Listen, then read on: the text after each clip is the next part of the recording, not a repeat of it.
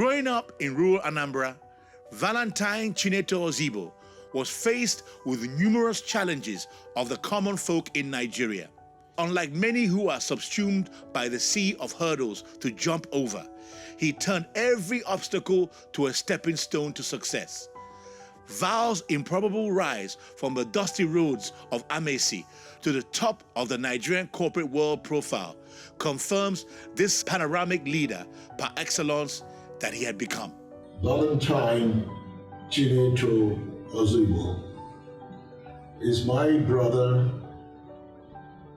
and trusted friend. Val Ozigbo is a true son of Anambra State. I feel like I've known him forever. He has continued to be an iconic product of University of Nigeria, who is not shy to carry the flag of University of Nigeria. Very well known to me. He is an exceptional and accomplished Nigerian in whom we are proud. And there's nobody that doesn't know him in this country. Being the last child in a family of 7 with his parents still alive, he has received lots of love and in turn shows love to all that cross his path, especially the youth, community women, the elderly, and less privileged members of society. The quantum of his love for the youth and decades of empowering them has earned him the nickname King of the Youth. No wonder the youth groups in the PDP across the state are working assiduously towards ensuring that Val becomes the flag bearer of the party for the upcoming Anambra governorship election. He has worked in very prominent places and he did creditably well. The last was the president of the Transcorp Group. He did very well. That's why he was able first to arise as the CEO and was able to,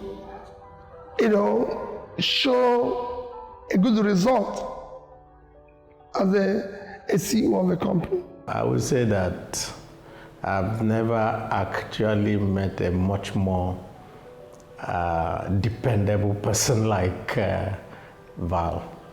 And he acquitted himself creditably. And his philanthropy is par excellence. Selfless. Even during this COVID, he'd been doing a lot for the less privileged to cushion the adverse effect of the COVID. Valentine has been one of the main supporters and rallying figures of the People's Democratic Party, PDP, in Anambra State. I have decided to go into this because I am unsatisfied with the status quo. I feel we deserve a lot better. I think the level of despair, poverty, insecurity, anger is intolerable, it's unpardonable. He's a man of experience. I've always found him to be somebody very, very compassionate, somebody who is actually very worried about the state of our place. A person who does not compromise with his religion. And I'm told also he's very upright. He believes that he can deliver the best dividends of democracy to Ndi Anambra on that platform through his vision of inclusive prosperity and aggressive human capacity development and sustenance. How do I describe him in one word? I describe him as somebody who has done well in his choosing career as a business leader. Because it's not easy in this environment to run businesses very successfully. So if you have been a leader and you were not found wanting, you've done very well. So he's done well.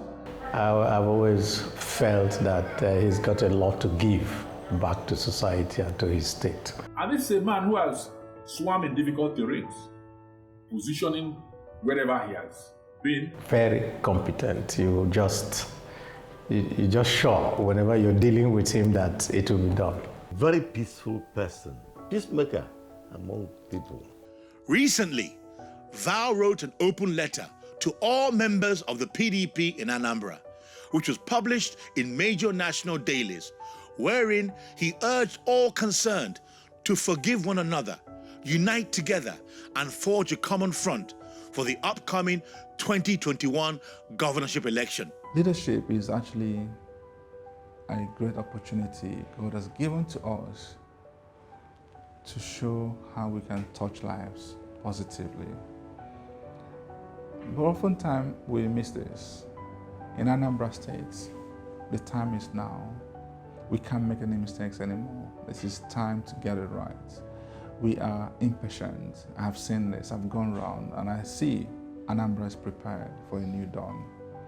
Come 2021 November, we will be going back to the polls, and it's time for us to make sure we right the wrongs. Well, Val, as a businessman and as an entrepreneur, as one of the whiz kids that we have today, you can give him kudos. And we expect him to continue that for which he's known. I think that he will bring the same suavity, the same attention to detail, the same intense concentration on the job that he has in his private sector life into politics. Academic, intellectual, business, entrepreneurial. What else do we need? We have always encouraged people like him to come into politics and be able to make a difference. And I'm very certain that he will make that difference. You look at Val, you will not even know that he's as young as 50. Because he's young at heart with all that he does. I wish him the best. Thank God Almighty, who had been with him all this while, and be able to grant him his blessings on the endeavors he's found himself. I wish him all the best. I wish him more years so that he will still be able to help the less privileged in the society. He has done well for himself and for the society, Anambra State in particular. I wish him God guidance all through his long, healthy life. May God Almighty, who sees his goodness, continue to protect and bless him always. I will always also pray for him that anything that he wants to do and where he's heading into today is full of sharks, that he will also have his head above water at all times. I wish him well. Ndi Anambra, the time is now. Val is coming. Ka Anambra chawapo.